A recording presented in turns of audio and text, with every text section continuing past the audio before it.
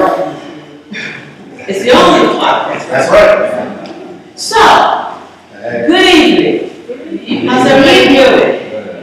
Good evening. Good evening. Good to see you. Good to see you. So I'm really delighted that you all are here. Hope others will join us. Please help yourself to the liquid sugar and also the cookies. But it is absolutely my honor to be here this evening. The art of respectful argument and the effort to find mutual solutions seems to be losing ground. Our public debates on critical issues are filled with sound bites instead of substance. And our popular culture seems motivated by the desire to dominate and win than by the commitment to learn, understand, and seek common ground or persuade. So says the University of Alaska Anchorage and their difficult dialogue handbook. And actually, I concur.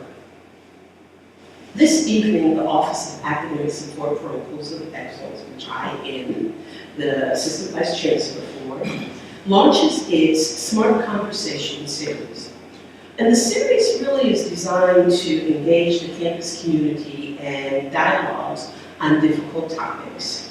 I firmly believe that if nowhere else, that in the halls of the Academy, we should be able to have very difficult conversations.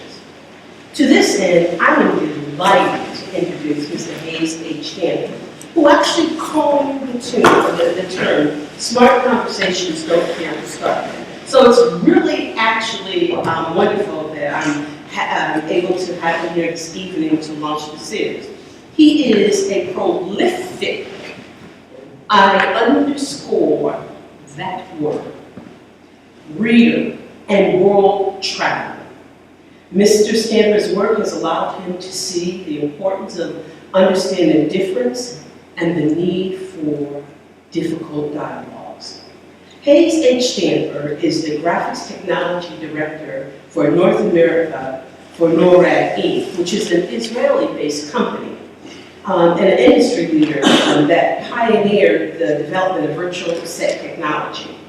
He has over 25 years of experience with emerging technologies and has been recognized within the television industry for his ability to distinguish nascent trends and early identifications of how they may impact normative practices. Mr. Stanford, and this is what I love about the folks that I'm able to bring, was one of the original principals involved in the first, and hear me when I say this, the first film over the internet on May 22nd, 1993. The successful broadcasting of David Blair's cult classic, Wax for the Discovery of Television Among the Bees, which marked really a digital milestone. The New York Times recognized that accomplishment and ran the article, Cult Film is the first on the internet in its May 24th, 1993 business section.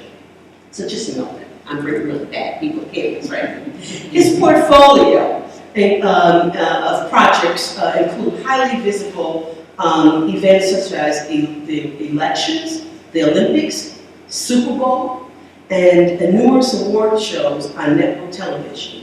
In the 25 years of contributing to television production, Mr. Stanford's work has been seen by more than 1 billion viewers worldwide. He has provided consultancy, corporate training, curriculum development, and numerous broadcast networks to media conglomerates, manufacturers, software companies, government schools in 18 countries. He attended Binghamton University in New York, where he studied history and economics. He was the first African-American student to volunteer or work in the campus's kosher kitchen, forging relationships and collaborations that really has truly lasted him a lifetime. He has always been committed to difficult conversations. And outside of his professional interests, he is an avid reader with a passion for historical archaeology. A world traveler, he enjoys collecting local art while visiting other cultures. He's a staunch advocate for community-based living and is a regular supporter of small and local businesses in the metro Atlanta area, where he resides with his wife Imani and daughters Joelle and Jackson. Ladies and gentlemen, Mr. Hayes H. Dale. Smart conversations don't care who started them.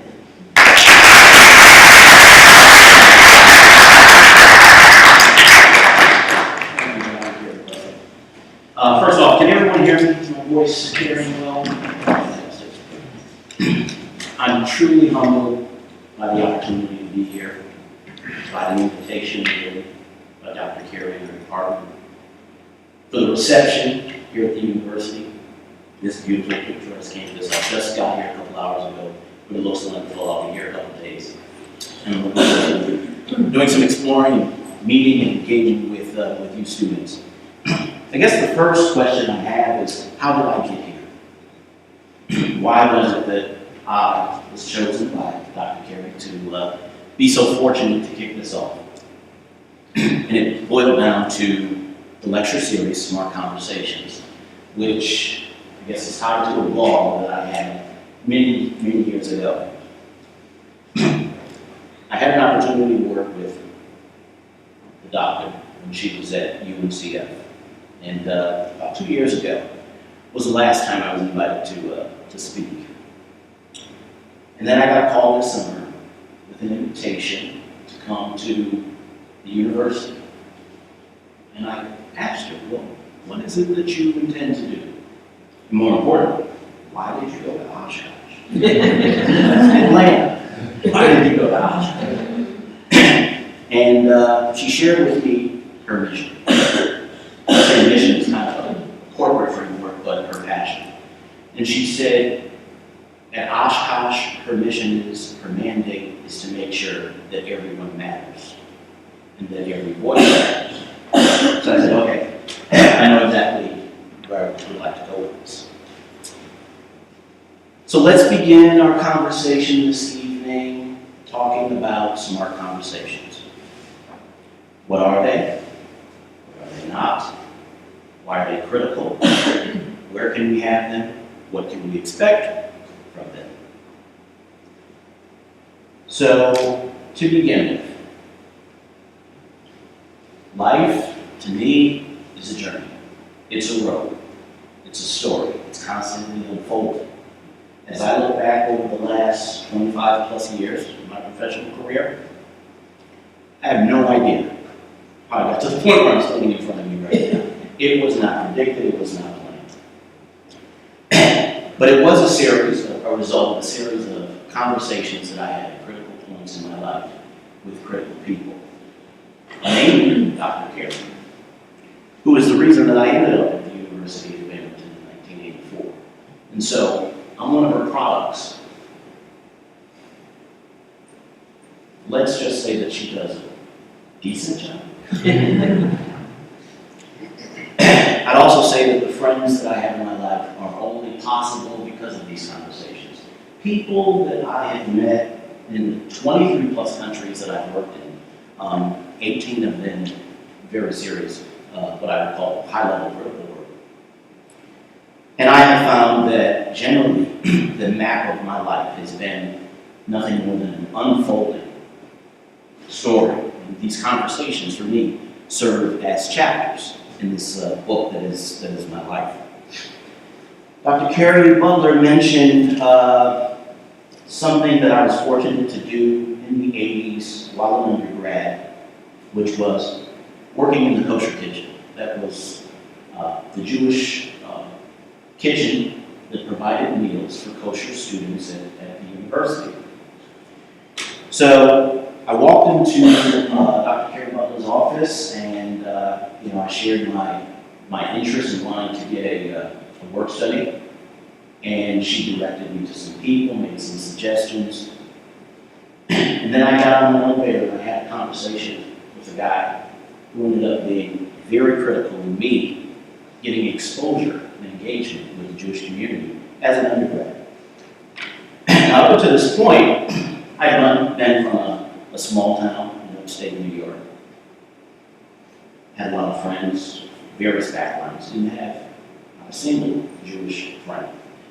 So I thought that this was going to be a very interesting thing. The gentleman that I ended up having a conversation with is a guy by the name of Ofer. And Ofer happened to be the nephew of a gentleman who was very polarizing at the time.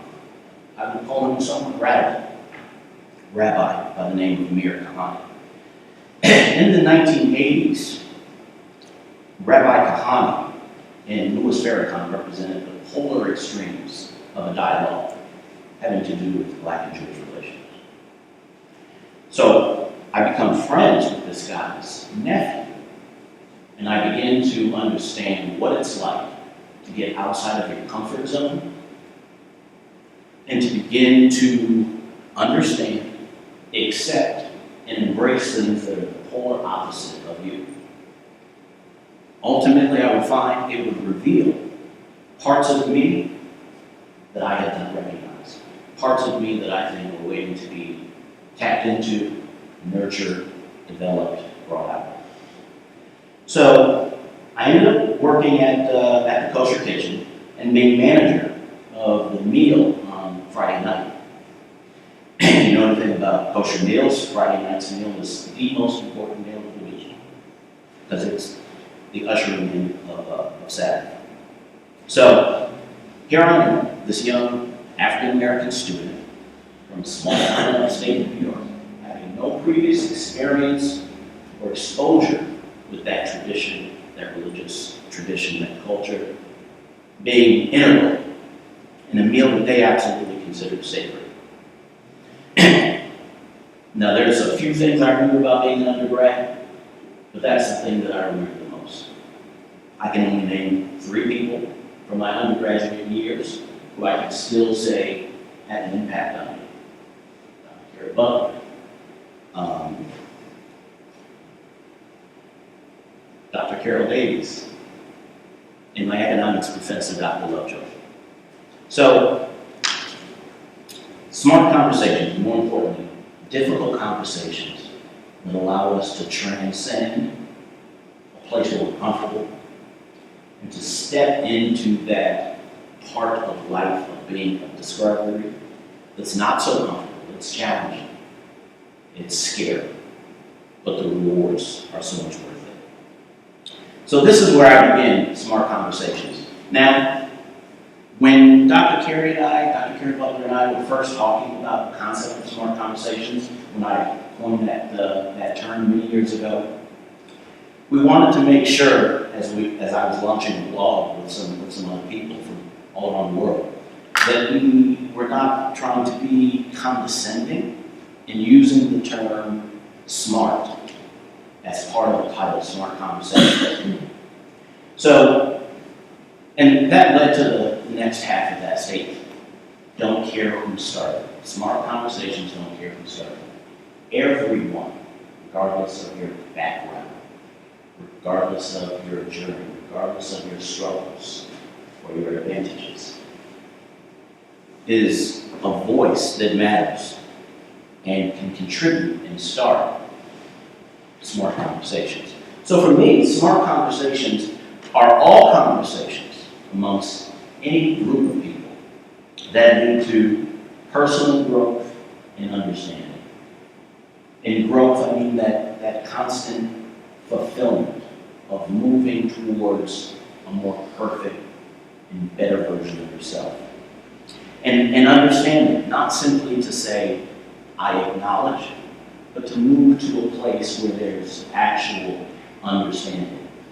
And it took me a while to begin to recognize that understanding another's position was not caving in, was not giving up my own self-definition and my preconceived notions.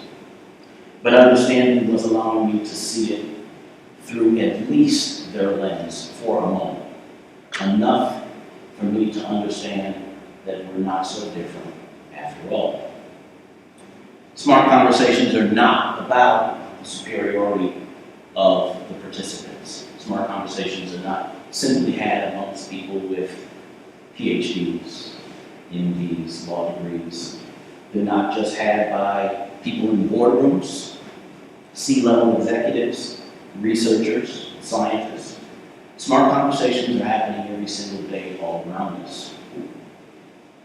There's a smart conversation happening right now in the back of a taxi cab in London, at a coffee shop in Paris, at the beach in South Africa, and in Ferguson, Missouri, amongst people that probably 6 months ago would have never spoken to each other or recognized each other as citizens, much less as equals. Smart conversations span all disciplines, interests, and walks of life. The university experience is one where we're extracted out of a small community and dropped into a new environment. We now live and learn and love and discover with people from all walks of life. Having conversations that challenge you, that challenge your notions, that challenge maybe beliefs that have been deeply ingrained in you from your church community, from your family, from your friends, your peers. This is the true nature, I believe, of what a smart conversation, what real essential dialogue is all about. And more importantly, smart conversations, there's no clock on them. They don't have to end at a particular time. And there's no winner. The purpose is not to defeat the other person, to come out on top, to convince them that your way is better. Working for the last 20 years in television, and I'm not a journalist, I work in the technology side. So when you're watching MSNBC, all that stuff that you're seeing on screen, the company that I work for, we do that, we make that happen. So we're in these organizations every single day. Whether it's Fox News or ESPN or ABC, we're there, we're up close and personal. You get on an elevator and there's Tamron Hall, there's Rachel Maddow, there's Rick Hume, there's Anderson Cooper. And for a brief moment while you're in the elevator, you sometimes have an opportunity to have small talk and you realize these people are just like you. They're doing something different for that moment in time, but they're just like you. And they also are only trying to have a smart conversation. Now, it's a little bit unfortunate because there's an economic model in place, a system of reward that says we have to be sensational, and we have to narrow the dialogue, and we have to do it in 2-minute sound bites. And this is seeked out through our political discourse, discussions on race, on economics and politics. And so, has anyone here ever been listening to the radio, watching something on television, a real interesting dialogue, a real interesting interview, and then it's cut abruptly to go to a commercial break? Who gets annoyed by that? Me too, because I've always thought, this is important, this matters, this is relevant. And we're going to stop in order to take 30 seconds and discuss Coca-Cola, an automobile. And I think it's absolutely absurd. This is the model that we're in. We're in a system that's impacting all aspects of society where the system of reward rewards sensation, not depth. It rewards efficiency, not the scope of the conversation or a critical examination. It doesn't reward real penetrative thought. It rewards looking good on camera. And I think me getting a chance to come here and speak to young people is me trying to redeem myself, actually, because I play a role in feeding into that system, and I dislike it. And I've seen it all over the world. Paris, London, Nairobi, everywhere you go, it's the same thing. And so I'm hoping that the Academy and another generation, you, will do something about it. You'll correct this and perhaps bring discourse back to where it should be. So, we all have these smartphones, right? Technology. And one of the things that I see a lot everywhere is I see young people doing this, exactly as portrayed in this image, sitting around, close proximity, utterly distracted.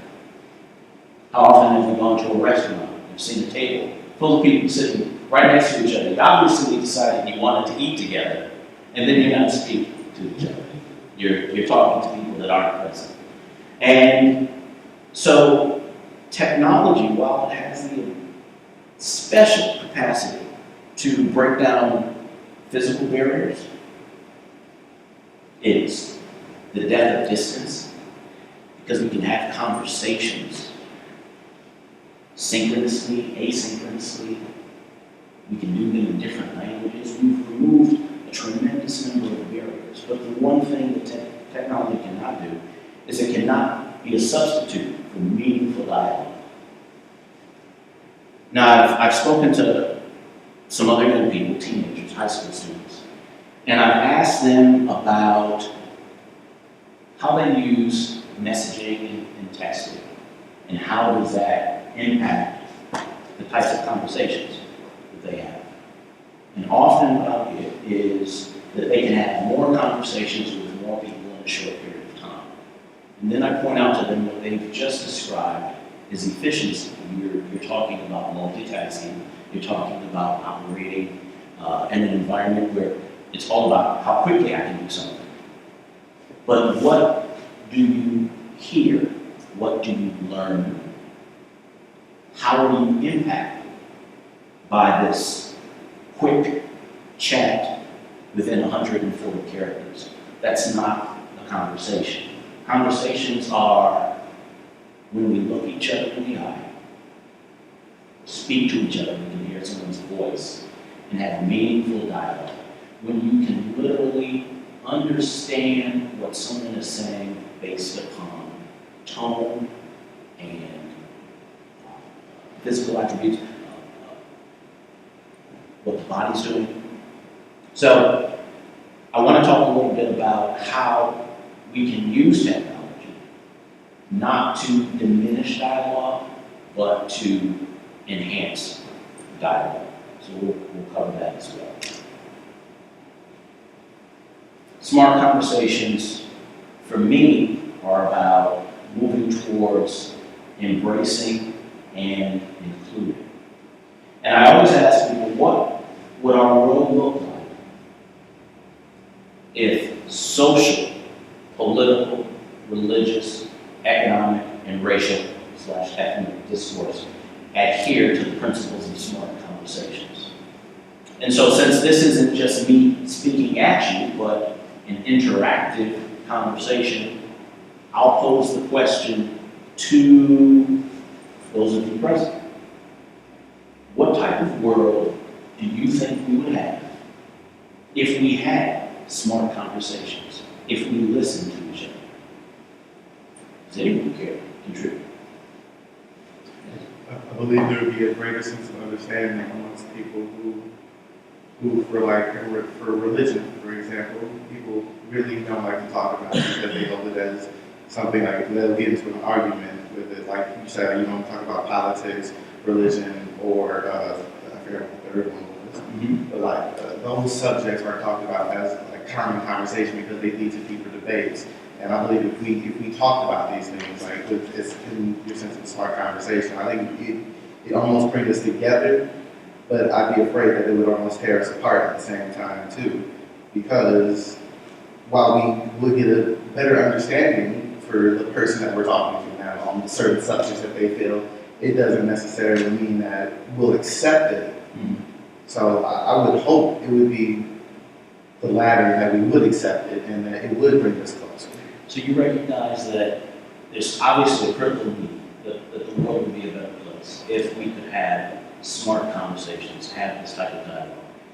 And yet you recognize that it's a challenge because often you're going to put people in a position where it's going to be difficult.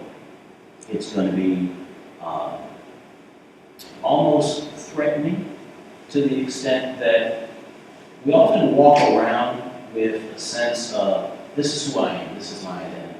And anything that perhaps may question that, put that perceived as being under attack, then the defenses automatically go up, the defense mechanisms kick in. I agree with you 100%. So, I guess it's a certain willingness to be vulnerable. I believe that along with you have to be, I would say you have to be willing, like you have to be willing to let yourself be challenged, willing to walk out of the conversation being the changed person, not being the same person that you were however long ago when the conversation started. And I don't believe a lot of people are willing to change themselves for a moment like that. A willingness to change. I don't believe a lot of people have that. And that really is what this is all about. It's a willingness to change, but to grow and to develop, not simply to say, well, every person that has a different opinion, I have to adapt to that. But to understand, even in the things that we might find directly in opposition to our belief systems, there may be an aspect of that that is good, that is a benefit to us. And thank you for that contribution. Yes, sir.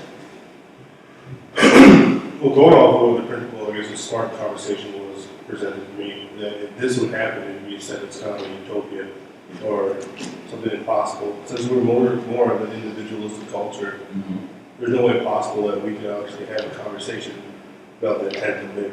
Without the intent of winning. So I don't think that if this was a possibility, then we'd live in true peace. Like it'd be that point of utopia. But considering that in our culture we are in that dog eat dog mindset, where individuals views, I don't think someone's just going to leave a conversation without that desire to win. That's a good observation. That's being realistic, I think. I recognize that. Here's the question, or here's the challenge that I would share back with you. In viewing the world, are we going to look at the world as it is or as it could be? And what is the purpose of the institution? What is your purpose for being here? If not to move towards that more perfect thing? Are you here simply to get a job? To secure an income? Is this a bet on future revenue stream?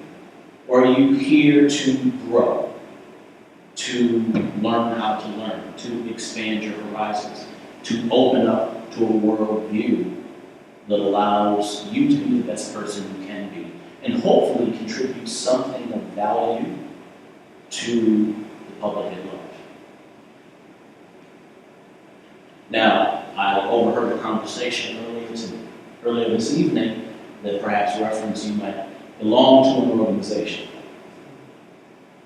And I would say that organization, whichever one it is very particular in who it allows to be included into its membership, and that first and foremost one has to demonstrate a commitment to service. Is this nothing more than taking your mission statement and living it? And that's not a challenge, I'm just putting the question out. Yes? Yeah, again, our commitment is to service and scholarship, so it's academics too. So this does completely agree with what we are viewed for my organization.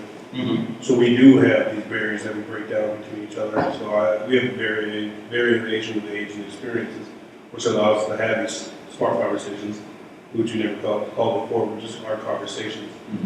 So in the atmosphere, I think, of higher learning, like you open your mind and your possibilities to be open to other things in an atmosphere like this. But outside of this organization, outside of this campus, outside of this atmosphere, how would you have smart conversations with somebody that's not on that same level? Well, I agree. That's a good question, good observation. It is a fiercely competitive world. And I would say fiercely competitive because we make it such. My observation in looking at history is that we no longer compete for a scarcity of resources. The majority of scarcity is artificial and constructed towards a skewed outcome. So, let's just say we're hunter-gatherers. There's 20 of us in here, and 19 rabbits. Somebody's not going to eat. That's a scarcity of resources. But if there's 20 of us and 40 rabbits, and one person has 30 of them, and the rest of us have to divide and compete for the remaining 10, that's artificial scarcity. So, in a society technologically advanced to the point where we can move goods around the globe, anywhere, we can move anything, anywhere, at a whim, and we can track it with GPS coordinates down to the detail. What is scarcity? What is abundance? And can we move beyond the existing paradigm towards an outlook where we question everything? Because I don't believe that our society can continue down the path that it's been going down for a long time. And I'm not saying just here in the United States. I'm saying as we prepare you to compete globally, I'm next out of the U.S. trip to live in kind of Toronto, but I'll probably find myself in Bergen, Norway sometime in October. And in Norway, college is free. And I've been thinking about perhaps maybe residence there for Jasmine and Joelle. I have friends, the company I work for is based in Israel. Hardware for our technology is developed in Israel and software is done in Poland. Our Polish office is full of PhDs, full of master's degrees, and education is free. So I asked myself, how are my daughters, their ages 10 and 7, how are they going to compete in a future where the competition is unencumbered by the amount of debt that they may need to incur should they matriculate here in the U.S. And, you know, I didn't want this to be a discussion about that. That was another talk. That was one of the UNCF talks. But in terms of smart conversations, this is one of those questions that when we put it before you, forces you to look at something and say, okay, I have to be honest about this. I can't pretend that this is not there. This is going to have to be addressed and confronted at some point. At what point will it be? Maybe that inflection point is the day after you graduate. So let's talk about that and let's prepare ourselves for that. I believe from what I've heard from Dr. Kerry Butler, this institution is perhaps the best institution you could choose at this time to equip yourself properly to move forward into that new world. But if you're ready, that's a question you want to ask yourself. Yes? So I'm a mental health practitioner, and when you raise the question, I have to think about psychological distress, because my work is all about reducing psychological distress. And much of psychological distress comes from people not having places where they can actually be fully themselves. And so, you know, that's how I look at the question you raised about, you know, what would the world look like? What would the world look like? A healthier place where people have places to belong, and they don't have to hide, and they don't have to fit into boxes, and they don't have to change themselves to fit into paradigms that really don't fit for them. And I think that perhaps addresses the point raised by this young man right here about, well, outside of this environment, when I go out into the world, you know, it's much different. Or outside of the very intimate experiences of my fraternity, that, you know, how do we have these conversations with someone, you know, one lecture hall over that has a completely different worldview and perspective. And so this context of space, of safe places, whether these places are virtual, online communities, groups, whether they're physical, large or small, doesn't matter. It is very important that we find people brave enough to have smart, honest, challenging conversations and allow these people to come together. During the, let's go back to the First Renaissance and the Scottish Enlightenment, the concept of the invisible college. The fact that there were people that were beginning to embrace natural philosophy and the sciences, that were questioning the absolute domain of the church and determining what was true and what was not. And where did these people go? They found safe spaces, safe places, in order to have dialogue. And as a result of those things, we discovered, yes, we do live in a heliocentric universe, not a geocentric one. And we were able to discover things about the body and Newton's laws of motion. So whether it's that or simply people saying, I embrace a different lifestyle. And maybe it's not just discourse on, you know, the sciences and things related to religion, but maybe it's about how I choose to be, who I choose to love, what I choose to wear, how I choose to wear my hair. These conversations are important. The places where those conversations can happen are important. The first place that many of us will go where we can have these types of conversations is going to be the academy. It's at our colleges, it's at our universities. Places of higher learning are unique in that the very purpose of them existing is to nurture those things. So we're fortunate to be here and to be able to examine this. Excellent feedback. Let me take a moment and just ask you a question. I think I probably know the outcome, but I still want to ask it. Can I see by a show of raising of hands, who here has a passport?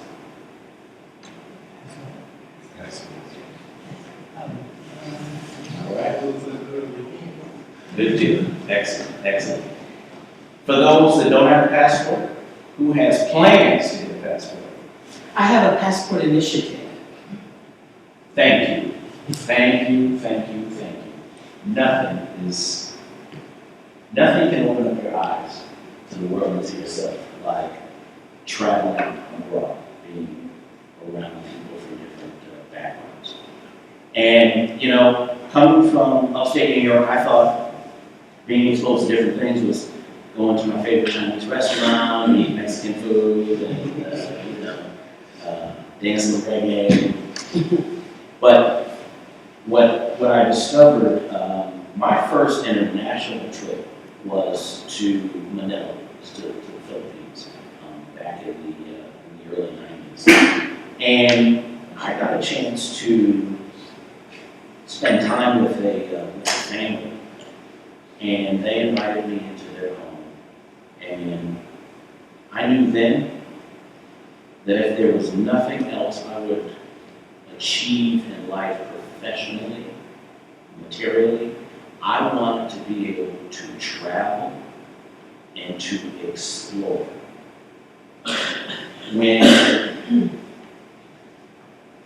When you do that, this is what's happened for me. Something about you changes that you don't realize until you come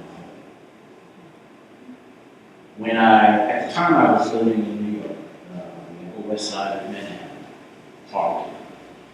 And I would go about my work like everybody else, getting on the subway, getting on the number 1 train, going downtown. But after I came back from that first international trip, I think I was there about 2 weeks, everything about the normalcy of my day was forever changed. Every person I saw on that subway, I looked at differently. Every conversation you would overhear, I thought of differently.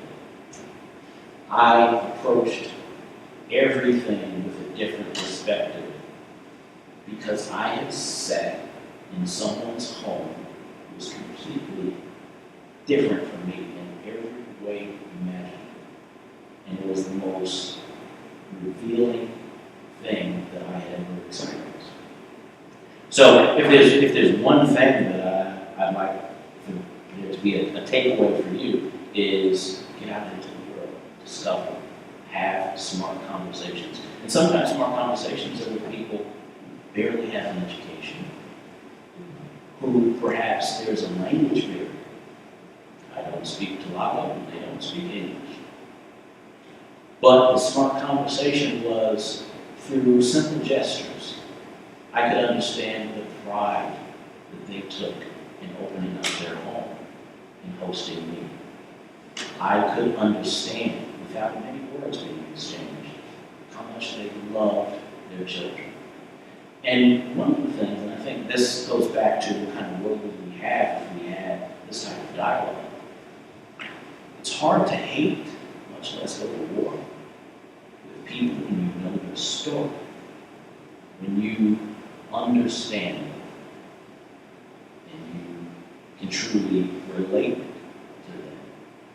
It's hard to hate something when you see an aspect of your own humanity in that other person. And today, in a world where we have global crises, Syria, Iraq, the Gaza Strip, which hits home for me because my friends are there. Even places like Ferguson, Missouri, the streets of Atlanta, streets of Chicago. Whenever we have conflict, when we say, how come people don't value life? It's because they don't see themselves in others. And that's the number one reason why people tend to not find themselves having these conversations. We often want to talk to and with people like ourselves. But the challenge is to move beyond that.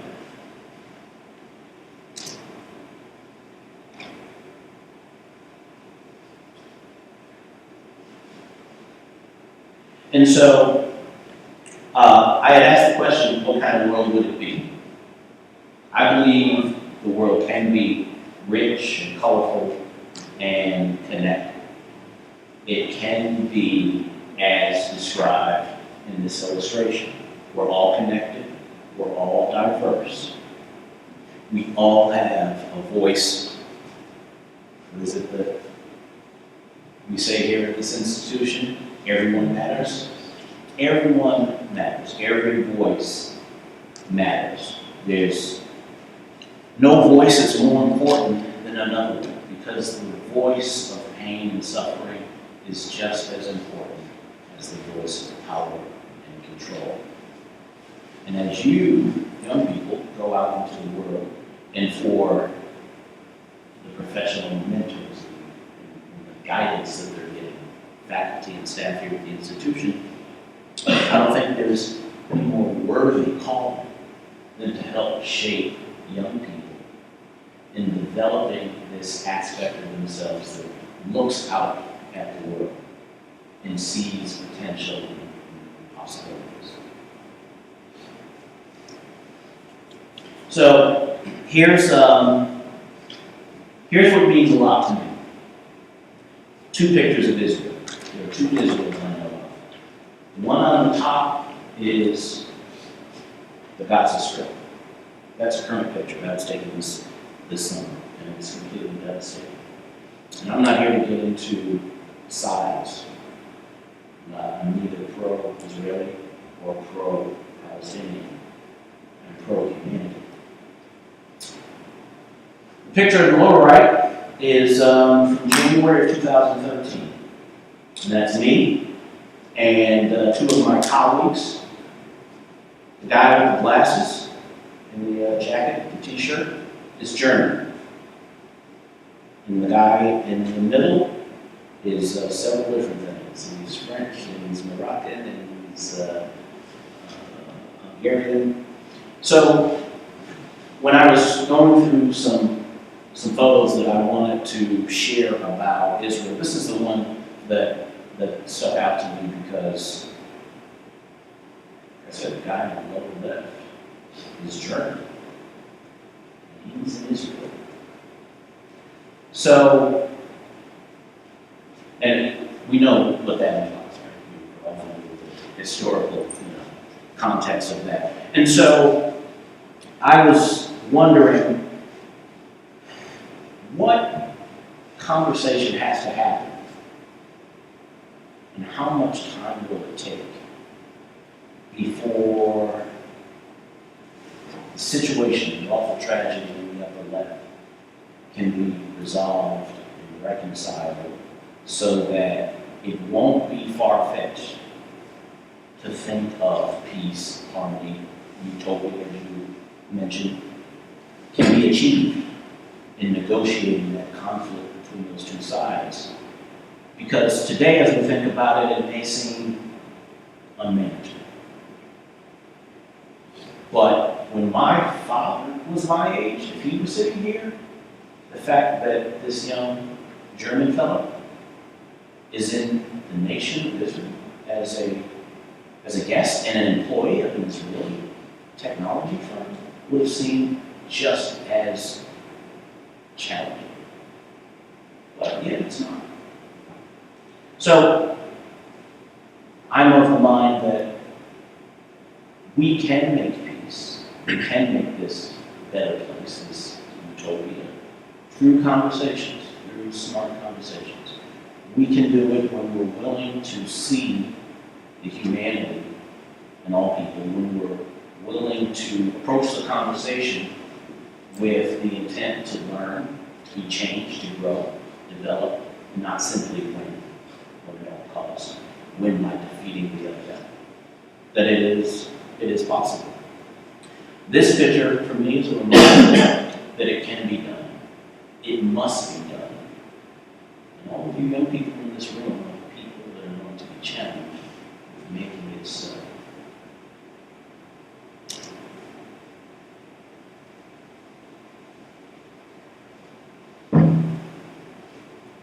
Now we're getting close to wrapping up. I love this image because it reminds me of something. The bridge to the other side. And I like bridges because in terms of symbolism, I was having a conversation with Mr. Butler earlier today about symbols. He keeps me symbol literate. Symbols. What's the symbolism of a bridge? Anyone want to take a guess? Goes both ways. It's not a one-way bridge. Goes both ways. A bridge from me to you is equally a bridge from you to me. Doesn't matter how far it has to go, there's always the capacity to transcend that which separates us, to overcome something. The bridges can be over just a little bit of water, a lot of water, it could be land, it could be a whole host of things. But bridges, conversations are like bridges. Smart conversations are like bridges that allow us to get to the place where we need to get to. Even if we cannot see the end result, we know that by taking this bridge, we're moving forward. Sometimes we're going to get all the way to their side. Sometimes we're going to get all the way to ours. Sometimes we're going to meet in the middle or some other points along that path. But the important thing is that there's movement and that there's progress. And that we just don't get stuck and stand still. And so, bridges, they apply to our worldview. This is what I think about all these people over here, or this group of people. What immigrants and people that don't speak English, and live over there, and the Chinese, and what have you. And so, if you get stuck in that one place and don't take the smart conversation bridge, then you're stuck. You never move anywhere. So we have to be able to adapt and change our worldviews. We have to understand that all of us are a story. All of us have a narrative, subscribe to a narrative. Perhaps your narrative is, I'm a young African-American woman, and I'm here at the University of Oshkosh. And this is what my experience is going to be, therefore let me just deal with it. If that's your narrative, okay. If your narrative is, the world is limitless, I'm limitless, and I'm a vital part of it, and I'm here to grow, then that narrative, like that bridge, I suspect, will take you much further. And it's not to single out or identify any particular person or position that we must take. I'm just speaking generally. This is what I have found in my 25 plus years out here working. Has allowed me to go into other countries and other cultures and other languages, and to move throughout that, to navigate that somewhat successfully. And there's a point where somebody thinks it's worth it for me to speak to. Confirmation bias. Did you have a question? No, I had a little bit more symbolism. Yes. Two places that seem far apart are actually not that far. You can use a bridge. Exactly. And the only way to have a bridge is through connection. Exactly. But bridges inherently need places to anchor them, right? You have to have that opposing entity in order for the bridge to be what it is and to serve its purpose. That's an observation. Confirmation bias. Oh, yes. The symbolism of the bridge, but if we put it in, I guess, a view, what if that bridge wasn't accepted by society, but in some way that you're here? And what I always mean by that is I've seen one-way bridges do that. So say I've invested in what I couldn't be in society to be upstate citizen, a good man, a good role model. But society's not ready to see, let's just say, an African American man lead that way. So even though I'm putting everything I have across that bridge, they're not building it back towards me. They may accept that I'm standing here, but they're not giving it back. Right.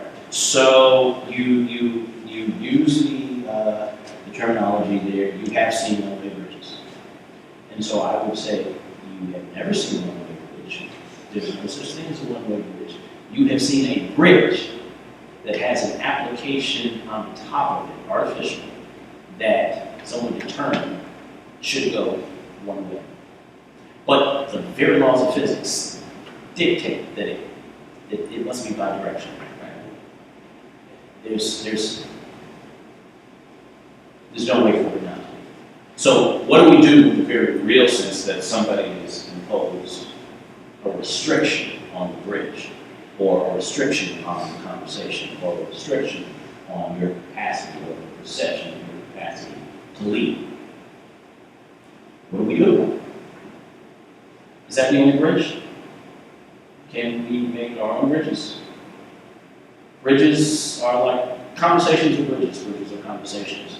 So maybe we need our own bridge. Not to say that let's only have, and that goes back to confirmation bias, let's not only have conversations that reinforce what we think, but let's never get stuck. Let's always be willing to build a bridge with someone that's willing to build it with us. And sometimes that person's going to be resistant. Sometimes it's going to be you that's going to be resistant. And let's be absolutely honest. But often, we don't want to be the person that loses in the conversation. We don't want to be the person that admits, I was wrong. I reached the limit of my own understanding. I didn't know enough. But today I do. As a result, I now think about it differently. I think about it this way. So this is also an option. What do we do when we're so set in our belief systems that we feel we must be right? All the data tells us we're right. I got evidence. And then somebody comes up with evidence that contradicts ours. So now I have to reconcile this. Do I stay the same? Do I ignore it, pretend it's not there? What do I do with that? So a smart conversation is one I'll have with myself. Could I be wrong? What if A, which I believe is true, and B, which has just been proven to me to be true, both exist at the same time? Cognitive dissonance. What do I do with this? How you respond to this will ultimately determine a lot in your life. I think it'll impact the type of people that you find yourself working with and attracting and influencing, bringing into your sphere of influence.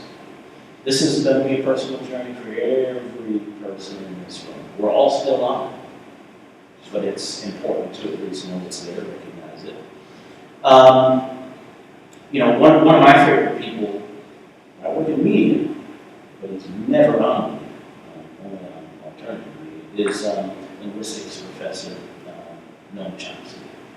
And Chomsky's work, Manufactured Consent, for me is one of those books that it changed that and how it views people's history and host of levels. But this concept of manufactured consent, I see every day in my professional life.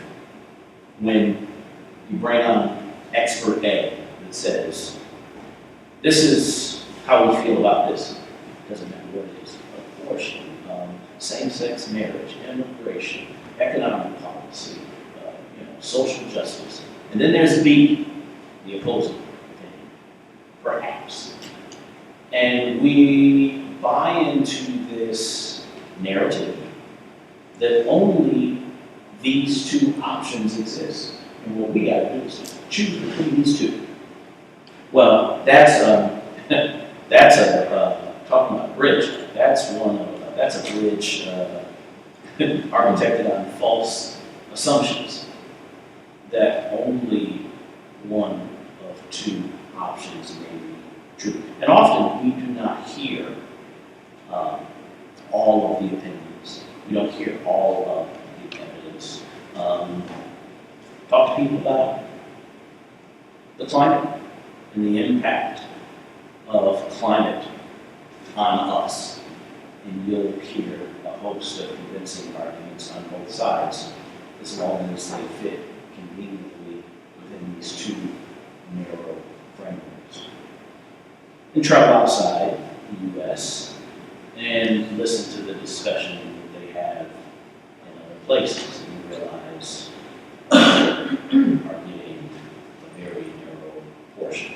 And going back to the role of technology, I have Googled things while in Atlanta and have gotten certain search results. I go to Toronto, I was just in Toronto yesterday this time, and I get completely different search results based on my location. And when I go to Israel, I get other results. And those are results just based on proximity. We haven't even begun to discuss what my profile must be in my search history and a whole host of things that someone has attributed to me that represent, I guess, my demographic, my psychological makeup, my preferences. So, when we're thinking, I'm pretty smart using technology and the World Wide Web, getting all this information. Are you really getting all the information? Or would you be better off having a smart conversation with another concerned stakeholder? Which is why there is no substitute from going places. It's one thing to say, oh, let me look up the newspaper in Czechia and see what they're saying about it, or the BBC. It's another thing to go there and to speak to those people. It doesn't matter if you're talking to the bartender, the bus driver, the maid in the hotel, the restaurant worker, or the director of news for the national media outlets. All of those people have something value to say. And it's those things in the last 25 years that have meant the world to me more than any particular course, certificate, credential. It's understanding that this world is all about the people in it. You can't navigate through it by avoiding people. It just doesn't happen with pixels in front of you on the screen. Sure, it's an aid, it's a benefit, it can do a lot to help us, but it's not a substitute. So, as we wrap up, my suggestions to you, have as many smart conversations as you can. They never end. We're all lifelong learners. We should be. If you don't think you are, and you think it's done, when you get a piece of paper, walk across the stage, and sat on the stage. You learn every day of your life. Seek out the conversations that take you past your comfort zone. Those are the best ones. And then the last one, be willing to shatter your jar in order to discover new treasures. As Dr. Carrie Butler mentioned, I have a passion for biblical archaeology. And being that I love that particular subject, and I read quite a bit on it, the Dead Sea Scrolls, their discovery in the 1940s in the Wadi Qumran, that picture of me in Masada was where the Dead Sea Scrolls have been discovered. Came for. Little interesting note, because going back to symbolism, I always like this little metaphor. How they were discovered. So there was this, I guess you call him a goat, sheep herder, and one of the animals went astray and started climbing up the mountain, and he went up after it. And he couldn't find it, but he could hear it.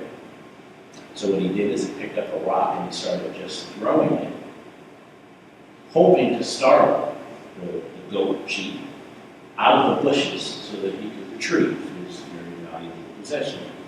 Well, one of the rocks he inadvertently threw into a cave, and what he heard was the last thing he expected. He heard the sound of something that appeared to shatter, and it was one of these earthen vessels, a clay jar. The rock hit it, it shattered it. It was getting dark, so he said he didn't go up to retrieve that night, but the very next day in the morning, he went there, he climbed into the cave, and he saw this. He realized it was very old. Some of them, unfortunately, he burned for kindling, for fire, but a couple of days later, I think somebody had the good idea, take this into the nearest town. This could be worth something, antiquities, and so ended up being the Dead Sea Scrolls. That's how they were discovered. And so I always thought that was very powerful because I started off in this small town with a small world of people. I thought it was very good for me. And if you were to ask me your thoughts about religion, God, how we should live, what should we think about other people, what think differently than us, I would have had an answer for you that was 100% shaped by that. But what smart conversations for me is like that little shepherd who was willing to throw a stone and shatter the jar of my preconceived notions.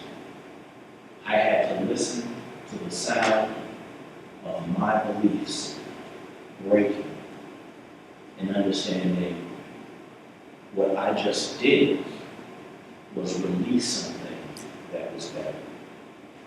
Hopefully, coming to this institution, being on this journey, asking questions, meeting new people, engaging in a host of activities and exercises that stretch you mentally, spiritually, emotionally, will be like shattering your own jar.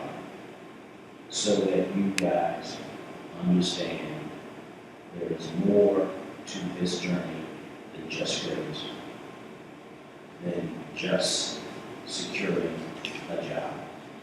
That this type of growth is going to be important not just to you, but to your communities, to your families, and to society at large. So, in conclusion, I will ask you to be aware in these conversations, be sensitive, be courageous, become a better individual, a citizen of the world. And with that, I thank you for your time.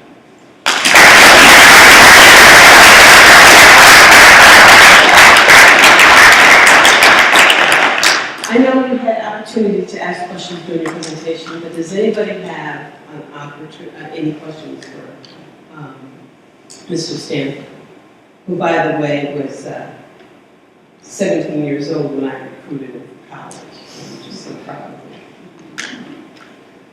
We young man up front, you had a statement or something you wanted to add in earlier? I'm sorry? It was about the bridges. Well, bring it on. Aaron was saying, one-way bridges. I was gonna say, well, while there may be one-way bridges out there, I think with building bridges, that we are building bridges. And while that bridge might not be built right then and there, we can lay a brick down, go on towards the next person, and if that next person can't do it, another brick goes down. Eventually, that bridge will be built. While we're gonna take time, arguably, like, no one wants to wait, but eventually that bridge will be built. But that's very Only observation, and that's very powerful, but it's, And sometimes you can take a raft or. I like that, absolutely. More than one way to cross that chasm, absolutely, absolutely.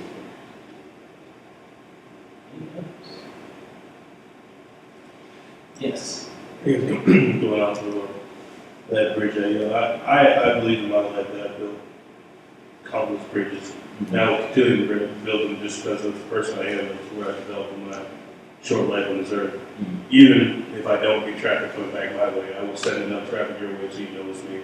I never think that the one-way bridge is a horrible thing, because I've never not been seen, and that's always the way I live my life.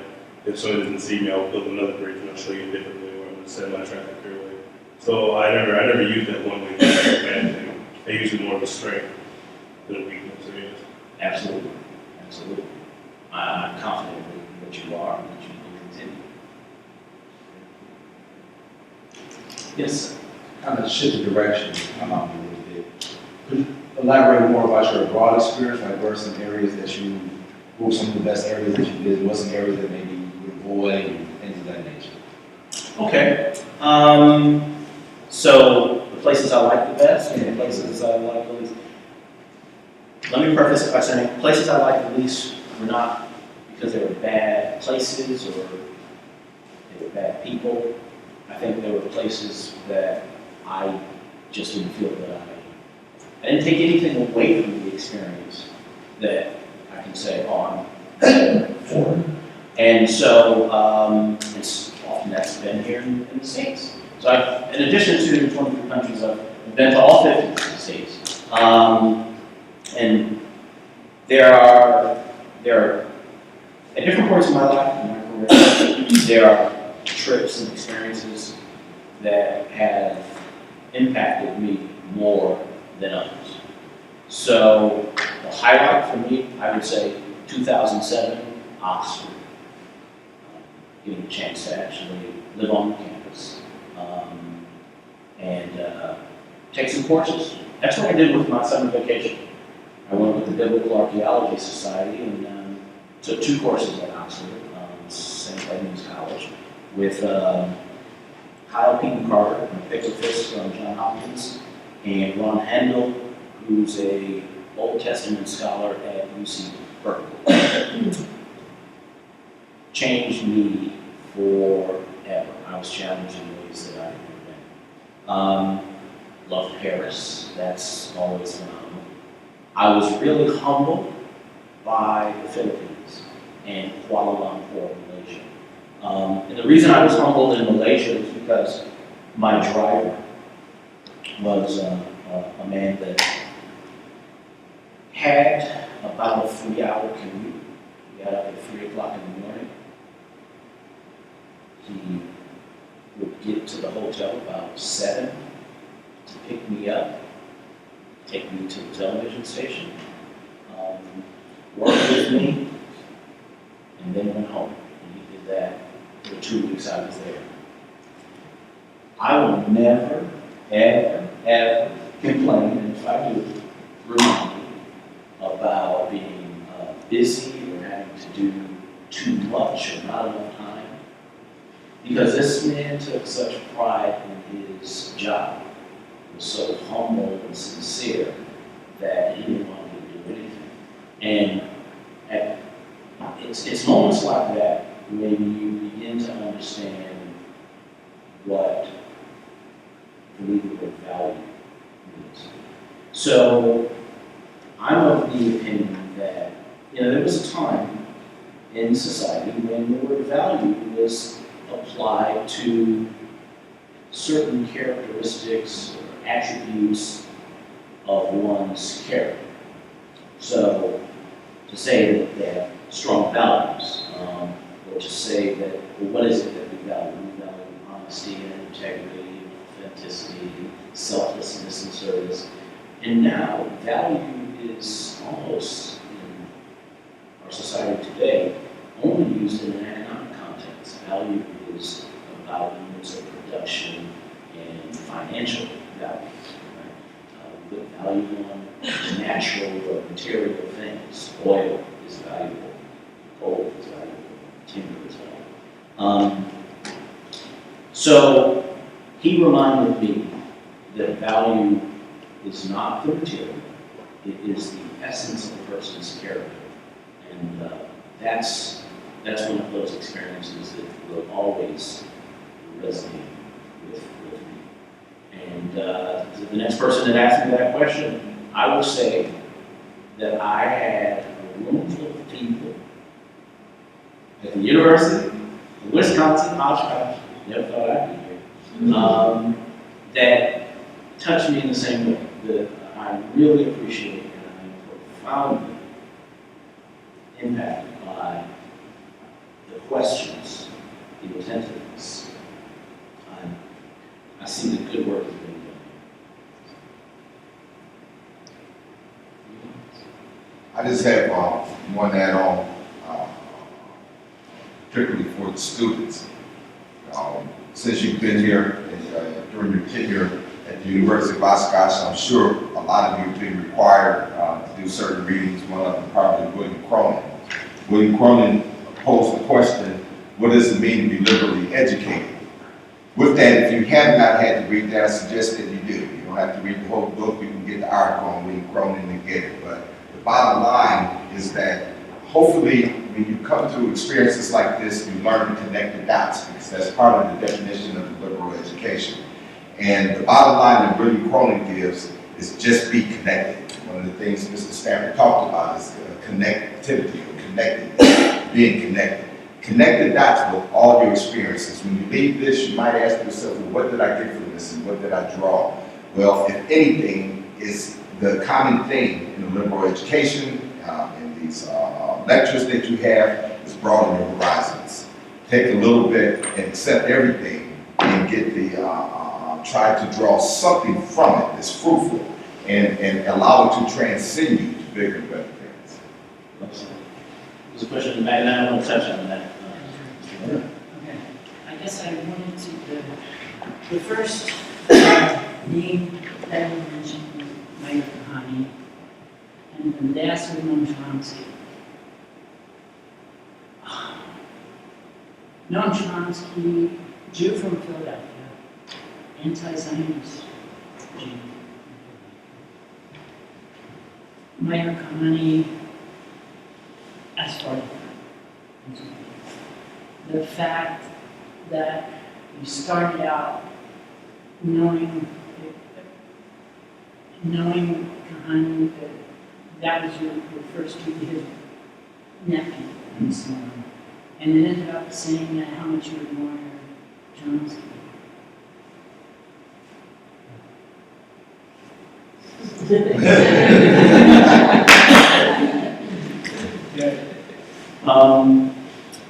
Yeah, we can follow up with that. Mr. Butler mentioned the role of the purpose of the liberal education. A book that I read, it's about 2 years ago, which was incredibly dense and informative, by a physicist named Fridtjof Capra, The Tao of Physics. And in this work, what Capra does as a physicist, he had gone off to the East and got into studying mysticism and Eastern cultures. And he came back with a worldview that said, there's this Eastern and Western worldview. And the Western worldview is very Newtonian. It's very, very linear, Cartesian.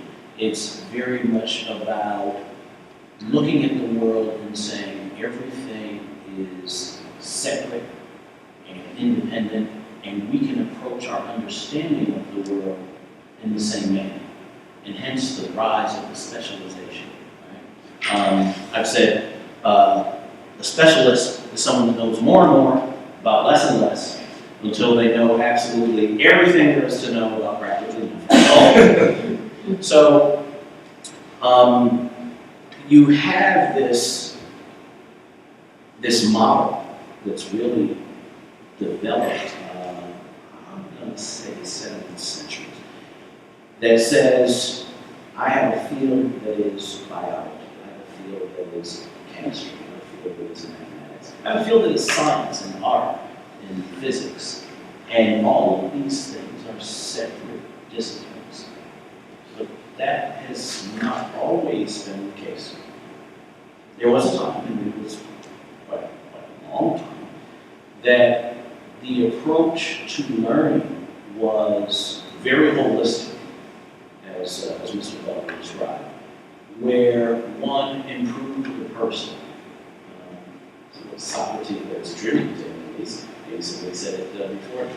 An unexamined life is one not worth living. And so, if you look to antiquities, and there's tremendous evidence that in Mesopotamian culture, Egyptian Kemetic culture, culture arising out of the Indus River Valley in India, all the river cultures, right? Euphrates and the Nile and the Indus, that the first universities arise, the very first astronomical observatories and early writing systems.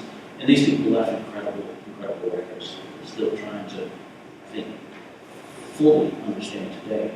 And when you read this material, you realize that the concept of a specialization is absolutely foreign today. Because when you are a learned person, you can operate in any sphere. And all spheres worth operating are those that benefit mankind. They were not for personal gain. They were not simply exploration for the sake of exploration. Every mental, the historian's view is that all of those examinations were in order to improve one's life and to improve the life of those around you. And we've moved very, very far from that. I think that it's at the institution that in which a liberal arts education is central. Are we reminded of the purpose of education? And so, education versus instruction or learning. One is packing in data, facts, and figures. Remember, it's regurgitated. And the other is a drawing out. So, hopefully, adjunct to smart conversations, that you're your learning, your education, you're being taught to draw out of yourself as part of this process of growth, fulfillment, development. That aspect of yourself, of your own humanity, that allows you to be connected to everyone else. As a parent, I was recently at a PTA meeting. One of the other parents, very well meaning, was talking about the emphasis that she wanted on certain testing because she wants to make sure that her child gets into a good school. And I just kind of grimaced, like, okay. And she challenged me on that. Well, don't you want your kids to get into a good school? And my response to her is, this is what I want for my daughters. And it's not simply to get into a good school. There are three things I want for them, or I desire for them. Intellectual curiosity, to be emotionally well-balanced, and to be spiritually in tune. Intellectual curiosity means they can go anywhere and study anything and find reward in the exercise itself. Emotionally well-balanced means that their identity is so well-grounded that they're not going to be shaken by the winds of society or labels placed upon them by other people. And spiritually in tune, for me, means to understand that we are all connected, we are all human. It comes to us, hummus man, meaning earth man. So we are all of the earth, spiritually connected. I don't care what you call your God or your gods. I don't care if you're a fundamentalist or an atheist. I want to say we're all little atheists. Because if you tell me that I must accept Zeus as my personal Lord and Savior, I'm going to tell you I'm not buying it. But then again, 2,000 years ago, that would have been the wrong thing to say. So, if I can have those three things, then a concentration or attendance into a particular program is not the primary aspect. It's not my role as a parent. It may be a byproduct, but my role is to bring out those three things. And I hope that they end up at an institution that has a strong overarching program that allows them first to discover themselves and to see the world differently, even differently than what their parents exposed them to. And then, when properly equipped with that they can then move out into whatever field they choose to pursue and to go into deeper study about. As we kicked off, so we mentioned, we go back a long time, I won't say how long, us both, but the University of Bennington is I think the earliest intersection for us with regards to higher education. And I think it was the class of 72. I think it was tied to a Vietnam memorial. But there's a rock in the Peace Squad at the University of Bennington College. And I talk about this all the time. And on this rock is a quote I simply love. Because for me, it truly encompasses what learning and what it's about. And the quote is, from breadth to depth to perspective. And that should be the journey that we all find ourselves on. Whether it's this experience here at Oshkosh, which broadens your horizons, this is your period of breadth. And then you'll pick something, some place, some passion, some fight, some moral cause. Then you move to depth. And then you'll move to perspective. And I liken it to understanding what happens in the world in our lives, how it happens in the world in our lives, and why it happens in the world in our lives. When you guys get to the point where you can begin to address the more critical nature of life, examining why we do things certain ways, why do people do these things, why can we not change? And I think you will arrive at perspective. And then you start all over again and be magnificent.